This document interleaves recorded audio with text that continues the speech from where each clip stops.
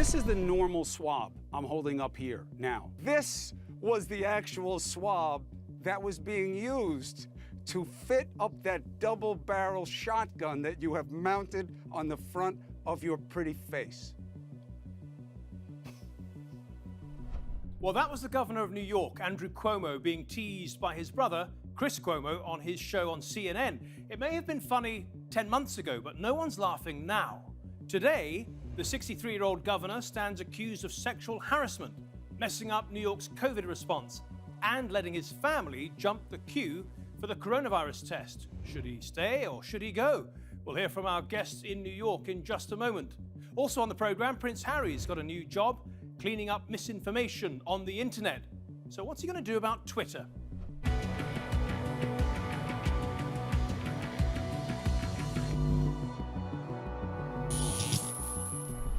The governor of New York. Not so long ago, people were talking about him as a potential presidential candidate, someone who could take on Trump at the polls. Now it's all about if and when he should resign. Here's why. First, Cuomo has been accused by several women of sexually harassing them. One of his accusers, his former assistant, Charlotte Bennett, said she believed the governor was trying to start a sexual relationship with her. What made you think that he was trying to sleep with you?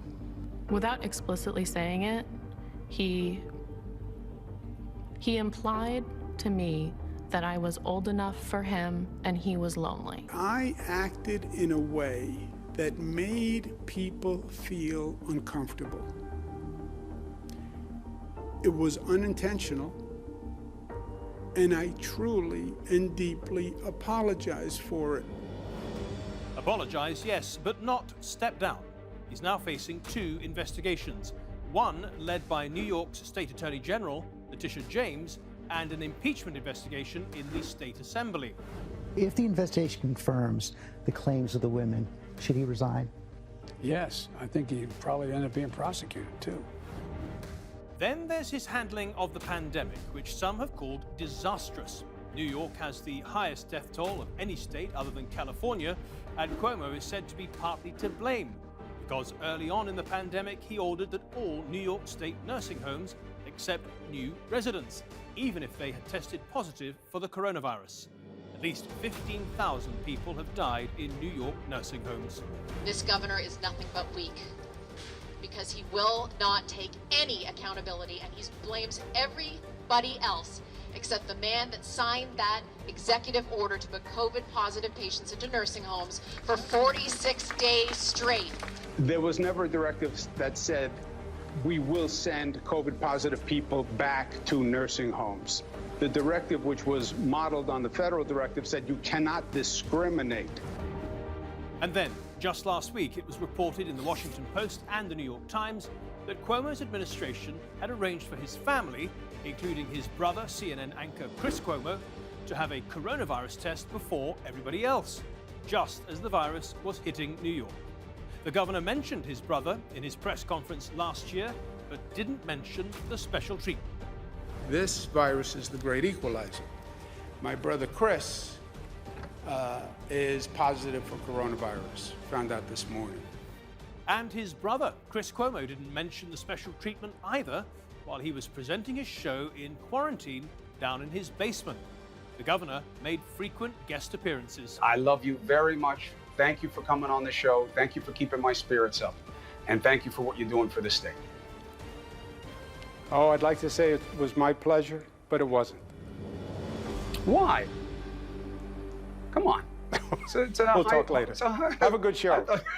Well, let's bring in our guest now. And Vinu Varghese is a Manhattan-based lawyer who's been writing about Mr. Cuomo's impeachment investigation.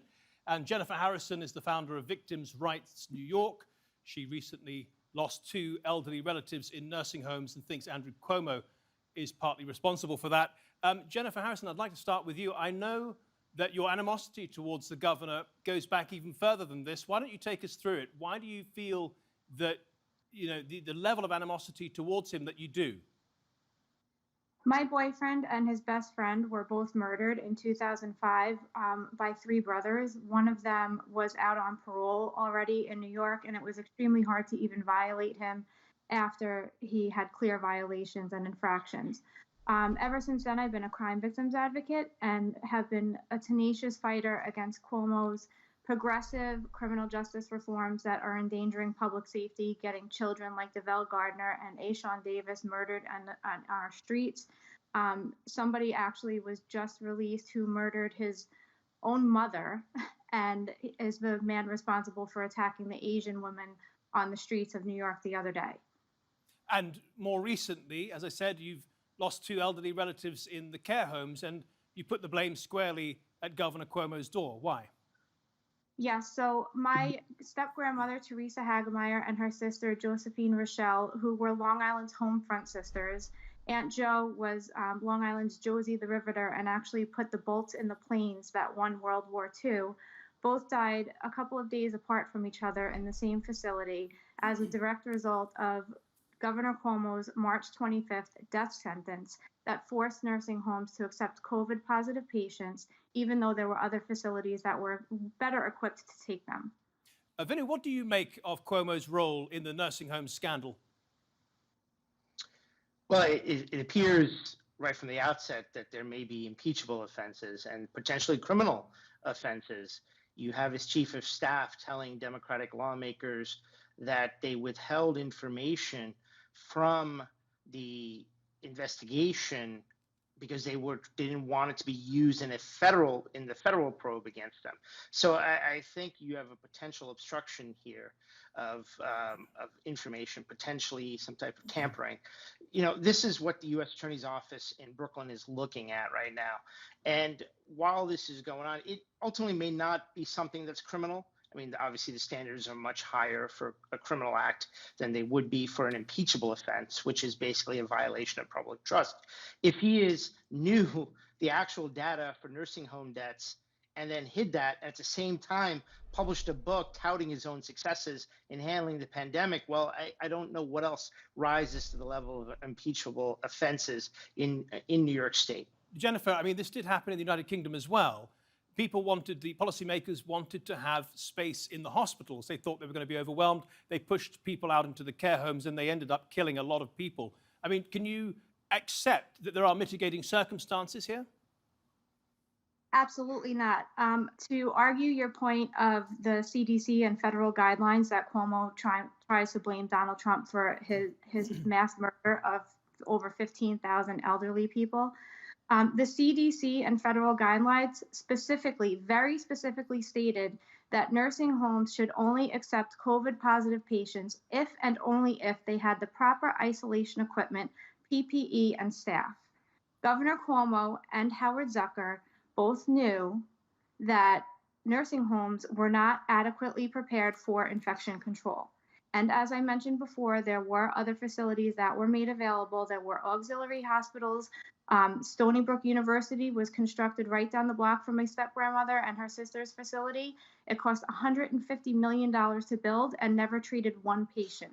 Why did my step-grandmother and her sister have to die in a facility when this center was right down the road from them? The latest... So that doesn't fly with me. And the latest chapter of this entire saga is being reported in various prestigious newspapers that the Governor Cuomo allowed, in fact, facilitated the testing of his own family and possibly some other VIP guests, tested them for COVID ahead of the general population, just as tests were incredibly scarce and the disease was hitting the state.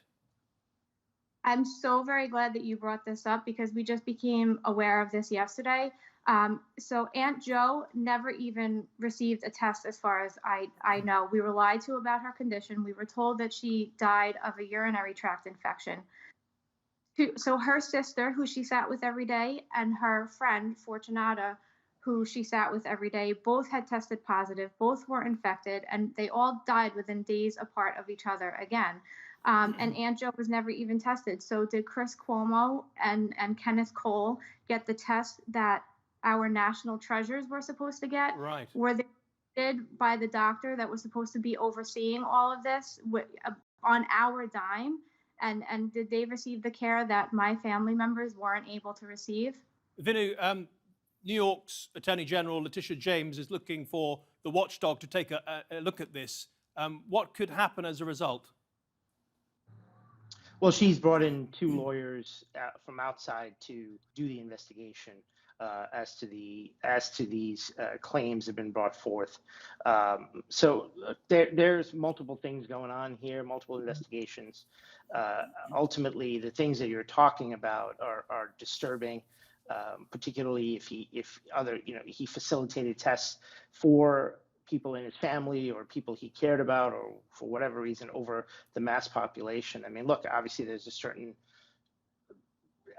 he's the governor, so he needs to be tested. He needs to make sure that he can still lead, so that he's going to get a bit of a reprieve on that. But I'm not sure about why Chris Cuomo, if that's accurate, should get it. And could it be true that they actually drafted a list of 100 VIPs to take care of first?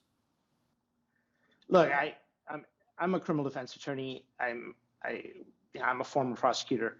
I like to wait till all the facts come out and it's clear. Sure. So I don't know that. Okay. And what I can say is that let's wait till the facts come out on that. Well, let's turn to a point you made in one of your articles. Don't let Cuomo's #MeToo moment distract from his impeachable offenses. Let me just talk about the sexual harassment claims first of all. 10 women now have come forward. I just want to listen to the latest woman who has come forward and accused him of harassing her.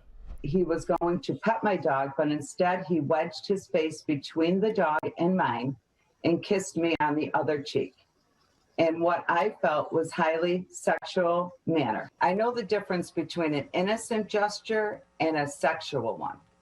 I never felt as uncomfortable as I did the day that Governor Cuomo came to my home.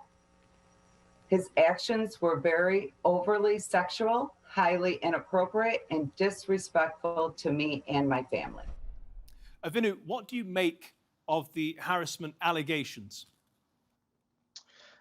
Look, ultimately there's an investigation going on. My point about some of these are already seem bizarre.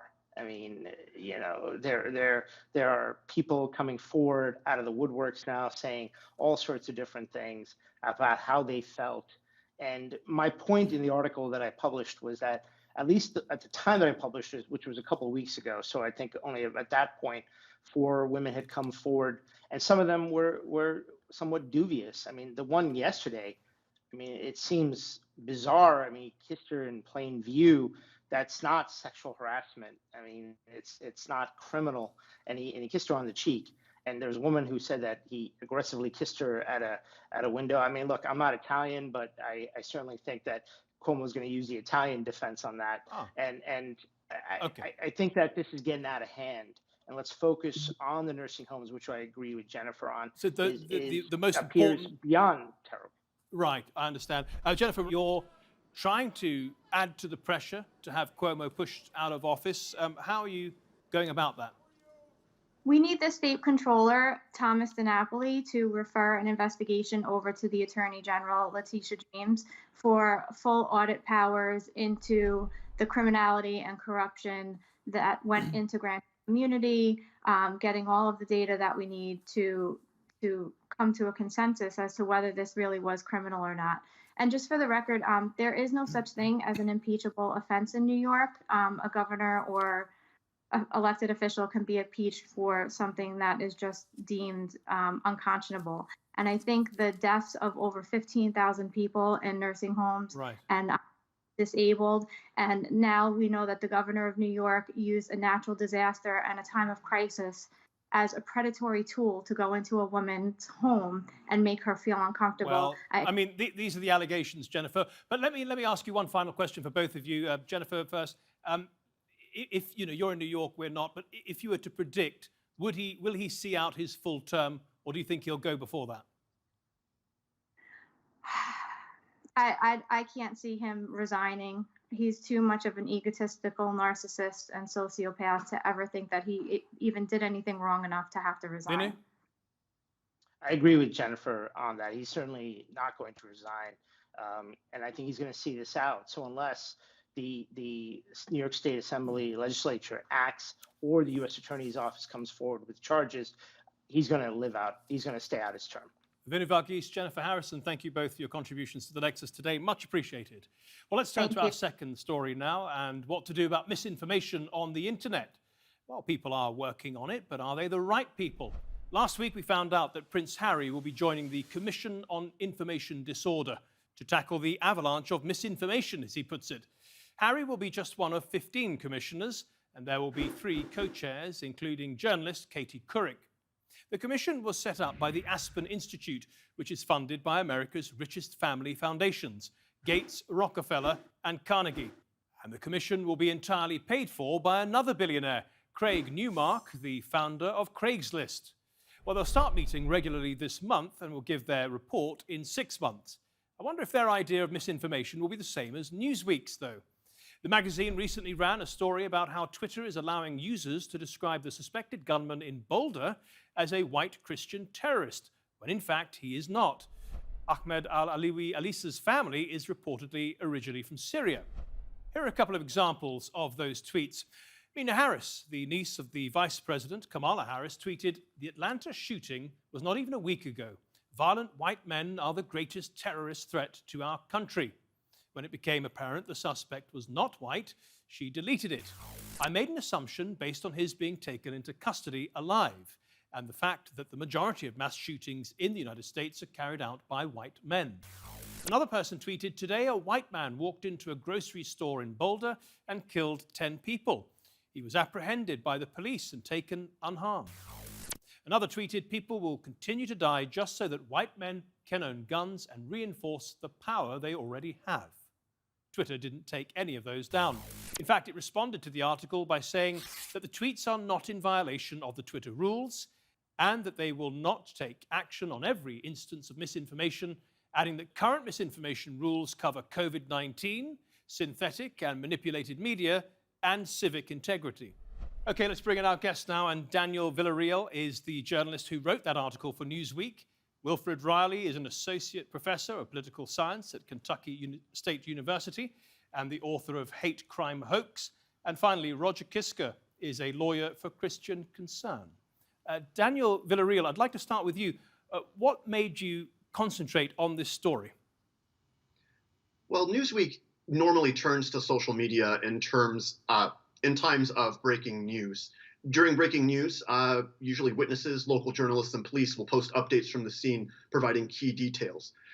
We noticed that people were assuming the shooter was white, which was surprising to us because they had not yet been arrested, photographed, or had their details released by police. And then when one person described the shooter as a Christian terrorist, it seemed like commenters were speculating about his religious, political mindset and possible motivations. Considering that one of these people, as you mentioned, was the vice president's niece, and that such falsehoods can be quickly circulated and mistaken as facts, we thought it was important to address the matter. What dangers did you consider might arise? What consequences might arise from this? Well, foremost, studies have shown that fake news can proliferate on Twitter 6 times faster than real news. Also, when high-profile individuals are sharing such misinformation, those falsehoods can quickly be mistaken as facts. And Twitter's also had a long-standing challenge about squashing misinformation, particularly about COVID and the election. So this represents an ongoing challenge that they face. You've approached them directly. What reason did they give you for not taking it down? Why aren't these kinds of tweets important enough to be covered by Twitter's misinformation policy? Well, I think there are 2 reasons. Foremost, as you said, their misinformation policy only covers COVID-19, civic integrity, which is a way of saying elections, and then synthetic and manipulated media, which are audio and images that have been digitally altered to mislead people. They said that they don't take action on every piece of misinformation.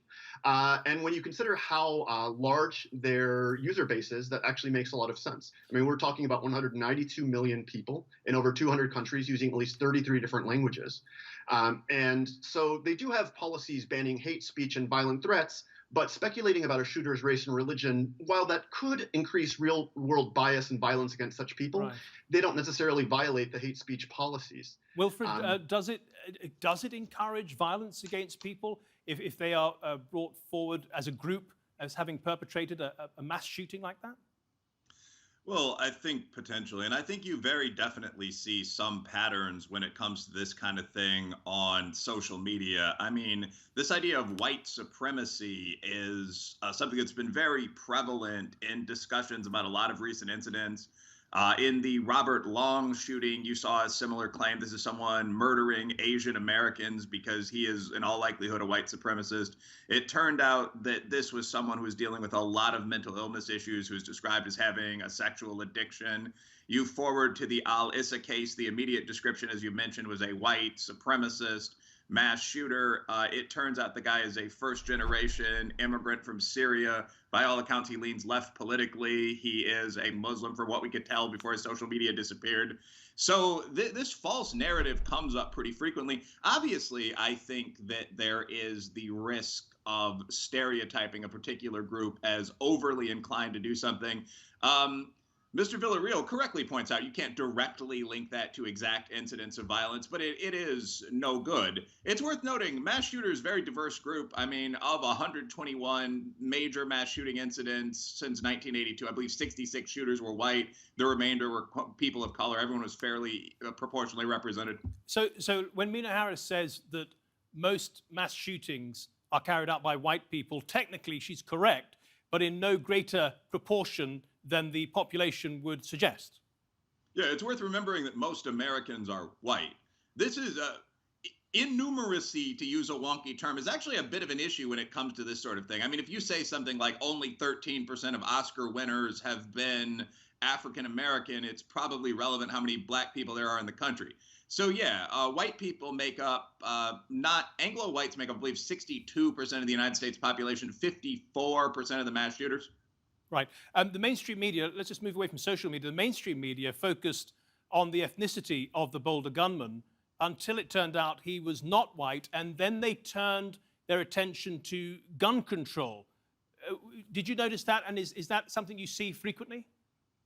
Yeah, I lean a bit right politically, and this is actually common enough that it's a meme if you're as wired in online as I am. I mean, the general idea is that if a mass shooter or some similar terrible criminal, because we shouldn't be politicizing this thing, we shouldn't be naming most of these guys so on down the line, although all of us have on the panel. But generally, if someone in this role turns out to be, say, Caucasian, a Christian, as one of the panelists might well note, so on, that's going to be the theme. White supremacy, white men and their guns, whiteness is a pandemic. If it turns out that he is a left-leaning Syrian guy, we very often do see that, back foot pivot to the real issue is guns. Guns are America's main curse and so on down the line. So there almost is a narrative surrounding these. And this does get into what information is allowed on social media and in mainstream media. I do think posts would have been taken down had the shooter been mistakenly identified as African American, for example. Roger, the description or the misdescription of the gunman as a white Christian terrorist was not just in social media, but we've also seen that focus in newspapers like the New York Times when they looked at the Atlanta shooting, and they said it was his Christianity in a way that drove him to kill people. I mean, that seems quite anathema to Christian ethics. Yeah, it does, and increasingly we're seeing the media do that. I like to call them sins of omission and sins of commission. That when you have a feel-good story where the individual is a Christian, that faith is often not mentioned in the story, whereas any time that a Christian does something wrong, it's portrayed as part of their religion and belief. So it's a troubling trend. In the UK, we have seen a massive uptick in the number of cases we've had before the county courts, employment tribunals, based on people who have suffered because of simply exercising their religious freedom. So it's something to be concerned about.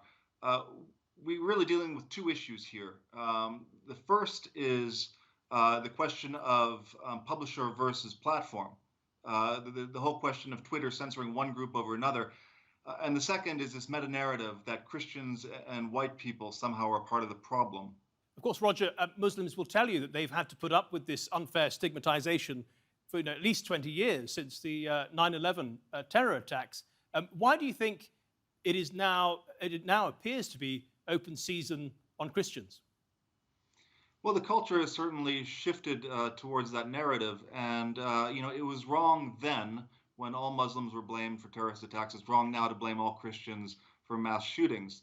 At the end of the day, people are people. Culture certainly plays a role. I don't believe race does whatsoever. And has it anything to do with the political leadership, with various politicians, with the mainstream media?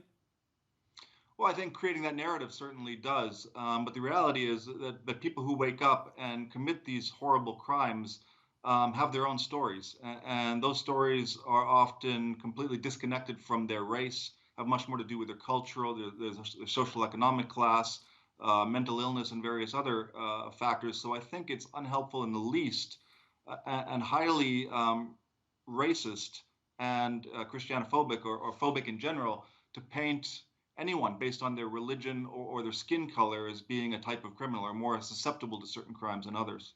Well, Wilfred Riley, Daniel Villarreal, and Roger Kiska, thank you all for your contributions to The Nexus today. Much appreciated. And thank you at home and on your phones for watching. If you want to see this episode or any of our previous episodes, go to our channel on YouTube. Just type in Nexus TRT World. Till next week then, goodbye.